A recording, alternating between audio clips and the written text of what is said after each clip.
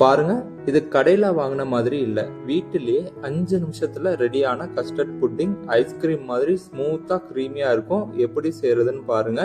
முதல்ல ஒரு பவுல்ல 2 டேபிள் ஸ்பூன் அளவுக்கு கஸ்டர்ட் பவுடர் எடுத்துக்கோங்க. அதுல 4 டேபிள் ஸ்பூன் அளவுக்கு பால் ஆட் பண்ணி நல்லா மிக்ஸ் பண்ணுங்க.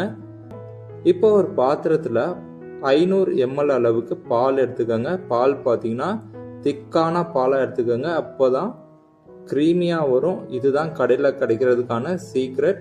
அதுக்கப்புறமா இதுல ஒரு 4 டேபிள் ஸ்பூன் அளவுக்கு சர்க்கரை ஆட் பண்ணிக்கோங்க. சர்க்கரை நல்லா கரையிற வரைக்கும் ஸ்டர் பண்ணுங்க. கஸ்டர்ட் மிக்ஸை கொஞ்சம் கொஞ்சமா பால்ல ஆட் பண்ணுங்க. பால்ல ஆட் பண்ணும்போது கைவிடாம நல்லா ஸ்டர் பண்ணுங்க, நிறுத்திடாதீங்க. இல்லைன்னா பாத்தீங்கன்னா லம்ஸ் வர ஆரம்பிச்சிடும். இப்ப பாத்தீங்கன்னா கலர் மாறுது, கன்சிஸ்டன்சியும் மாறுது. இந்த மாதிரி மாற ஆரம்பிக்கும் போது அடுப்போட ஃப்ளேமை ரொம்ப குறைச்சிருங்க. இந்த ஸ்டேஜில் விட்டுட்டு போயிடாதீங்க. இப்போ பார்த்தீங்கன்னா இந்த மாதிரி செமி திக் கன்சிஸ்டன்சி வந்துச்சுன்னா அடுப்பை ஆஃப் பண்ணிடுங்க. ஓவராக குக் பண்ண வேண்டாம். இப்போ சாக்கோ சிப்ஸ் ஆட் பண்ணி மிக்ஸ் பண்ணிக்கோங்க. இந்த ஹீட்லேயே பார்த்தீங்கன்னா சாக்கோ சிப் மெல்ட் ஆக ஆரம்பிச்சிடும்.